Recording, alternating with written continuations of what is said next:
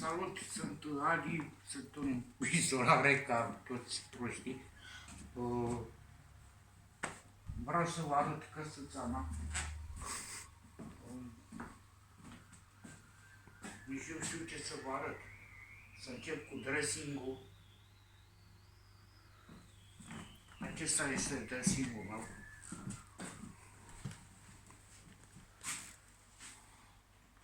E pus bine.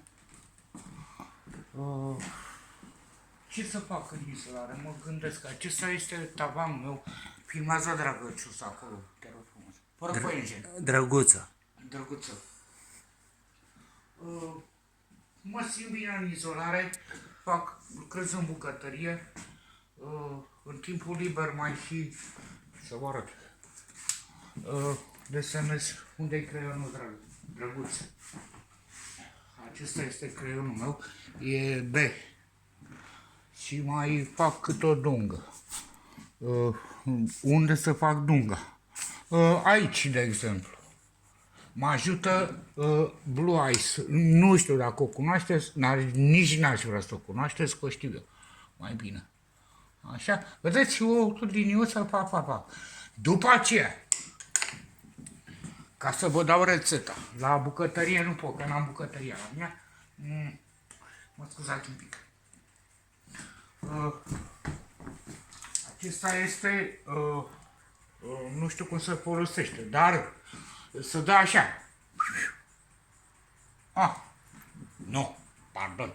Întâi să apasă pe ăsta. Să audă un zgomoțel. Mânca fasole? Ce, m-am căcat mai târziu. Ia uitați, vai ce frumos este. Se vede? Nu, pentru că e fluorescent. Numai la lumină UV. Ok. Altceva, să vă citesc o poezie? Nu, să vă pun muzică.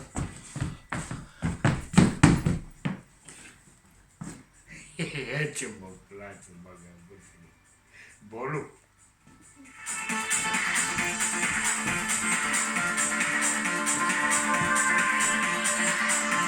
Trebuie să simțiți asta.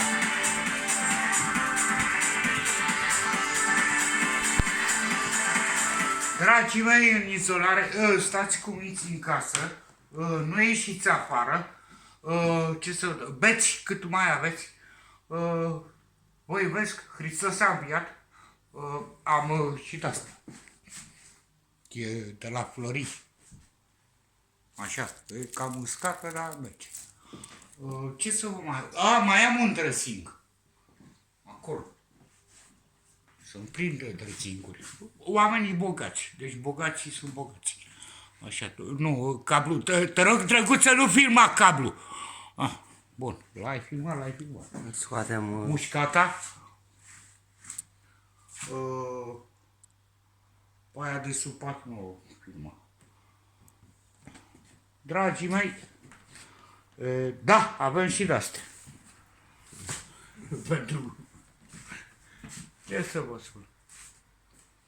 Mai ne vedem.